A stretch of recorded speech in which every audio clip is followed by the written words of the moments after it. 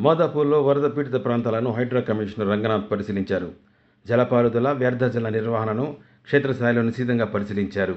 తనిఖీ సందర్భంగా కాలువల్లో వరద నీటి ప్రవాహాన్ని ఆయన సమీక్షించారు. నీరు పెరిగిపోయే అవకాశం ఉన్న అడ్డంకుల ప్రాంతాలను గుర్తించారు. ये न्यूज़ को पेश करते हैं हैदराबाद होम अप्लायंसेज।